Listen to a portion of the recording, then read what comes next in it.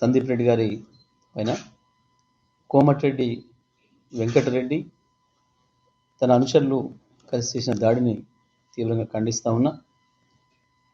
కోమటిరెడ్డి వెంకటరెడ్డి మంత్రి అయిన తర్వాత ఒక ఆటవికుడిలాగా పనిచేస్తూ ఉన్నాడు. ఒక ఆటవికుడిలాగా ప్రవర్తిస్తున్నాడు. మంత్రి పదవి అనగానే ఏదో అయిందని చెప్పి అహంకారం పెరిగిపోయింది బాగా వెంకటరెడ్డికి. అధికారంలోకి వచ్చిన తర్వాత కొంచెం బుద్ధి మారుతుందని అనుకున్నాం, కానీ ఇంకా హీనంగా తయారైంది ఆయన ప్రవర్తన. దుర్మార్గంగా తనతో సహా క్యాబినెట్ ర్యాంకులో ఉన్న ఒక జడ్పీ చైర్మన్ను రెచ్చగొట్టి కార్యకర్తలతోని దాడి చేయించడమే కాకుండా పోలీసులను ఉసిగొల్పి పట్టుకపోండి జైల్లో వేయండి. ఏం భాష ఉపయోగిస్తున్నాడు వెంకటరెడ్డి? ఇంకా రాచరికం ఉందనుకుంటున్నాడా? నిజమైన బచ్చగాడు నేను ఎమ్మెల్యే అయినాడు మాట్లాడినావు. వాళ్ళ నాన్న ఎమ్మెల్యే అయినాడు, నువ్వేం చేస్తున్నావు? నువ్వెంతున్నావు? మాధవరెడ్డి పేరు చెప్పుకొని బతికినావు. మాధవరెడ్డి మాకు దూరం చుట్టమని చెప్పుకొని బతికినావు. మాధవరెడ్డి ఎమ్మటి ఉండేటోళ్ళకి సిగరెట్లు అందించుకుంటే బతికినావు నువ్వు. నేను వ్యక్తిగతంగా మాట్లాడి నాకు ఇప్పుడు ఇష్టం లేదని చెప్పినా 23 ఏళ్ళ రాజకీయాల్లో ఇప్పుడు కూడా వ్యక్తిగత విషయాలు మాట్లాడలేదు. కానీ నీ అహంకారం తలకెక్కింది, నీ ఆటవికత పెరుగుతుంది రోజు రోజుకి. నీ బతుకు మాకు ఇంకా బాగా తెలుసు. చెప్పదలుచుకుంటే నువ్వేందో, నీ కుటుంబం ఏందో, నీకు ఏం ఆస్తులు ఉండేనో, నువ్వు ఎన్ని కోట్ల నుండి పైకి దిగొచ్చినావో అందరికీ తెలుసు. సీతం పట్టు చరిత్రలు మొత్తం కుటుంబాలు ఎవరెవరు ఏం ఆస్తులు ఉండే ఇవాళ ఏమున్నావు. నోరు తెరిస్తే కుక్క వాగినట్టు వాగుతున్నావు, ఊర కుక్కలాగా వాగుతున్నావు.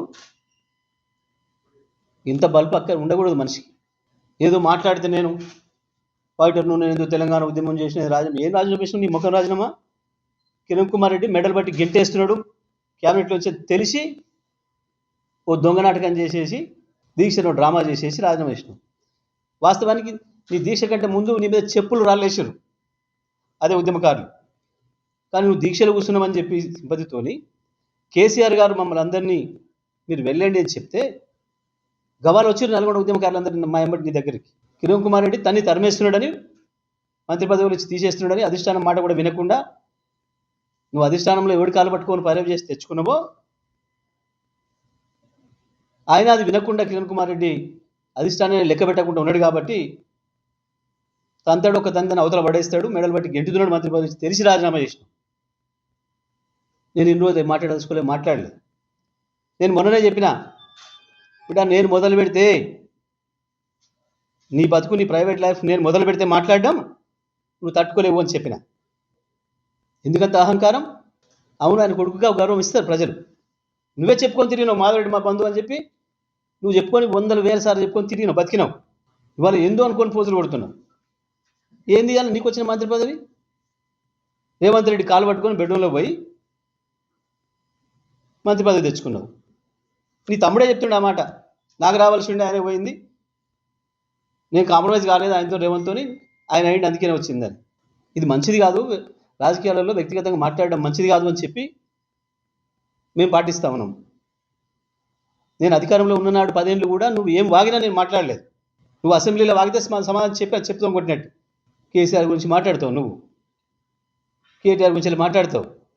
నువ్వు నీ బతుకు మాధవరెడ్డి గురించి మాట్లాడడం, ఈయన తండ్రి అయిండు కొడుకు అయిండు కాబట్టి అయిండు.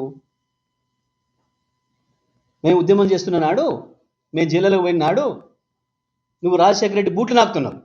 తెలంగాణ ఉద్యమకారులను ఎట్లా అంచివేయాలి, తెలంగాణ ఉద్యమకారుల మీద ఎట్లా కేసులు పెట్టాలి, ఇట్లా జైల్లో పంపాలి, ఈ కుట్రలో ఉన్నావు తెలంగాణ వ్యతిరేకుల చేతిలో. వ్యక్తిగత జీవితాల గురించి, వ్యక్తిగతంగా విషయాల గురించి మాట్లాడకూడదు. రాజకీయ వ్యవస్థే పలసన అవుతుంది ప్రజల ముందట అని చెప్పి ఒక నిబద్ధతతో ఉన్నాం మేము. పోలీసులు కూడా అత్యుత్సాహం ప్రదర్శిస్తున్నారు. ఎట్లా ముట్టుకుంటాడు, ఎట్లా చేస్తాడు వాడు? ఒక జడ్పీ చైర్మన్ క్యాబినెట్ హోదాలో కార్యక్రమంలో పాల్గొంటే సందీప్ రెడ్డి ఏమైనా ఒక మాట ఏమన్నా బూత్ మాట్లాడిందా, ఏమైనా దాడి చేసిందా? ఏమన్నాడు? మేము అనడం కాదు, మీరు మాట ఇచ్చిర్రు, మీరు ముఖ్యమంత్రి గారు ప్రజలకు మాట ఇచ్చిండ్రు, 10,000 కాదు 15,000 ఇస్తాం అన్నారు. రుణమాఫీ 2,09,000 తారీఖు చేస్తామని అన్నారు.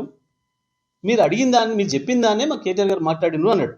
ప్రజలు ఎక్కడ నిలదీస్తారో, ఎక్కడ అడుగుతారో, రైతు బంధు గురించి ఎక్కడ అడుగుతారో, రైతు రుణమాఫీ గురించి ఎక్కడ అడుగుతారో, మీరు ఇచ్చిన 420 హామీల గురించి ఎక్కడ ప్రశ్నిస్తారో అన్న భయానికి పోలీసులను పెట్టుకొని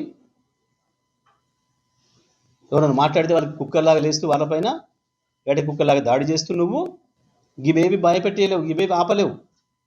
ఈ చిల్లర దాడులు, నీ వెకిలి మాటలు, వెకిలి చేష్టలు ప్రజల్ని భయపెట్టేయలేవు. రైతు బంధు నాకు రాలేదని ఒక రైతు అంటే చెప్తాం కొట్టమంటాడు వాళ్ళు.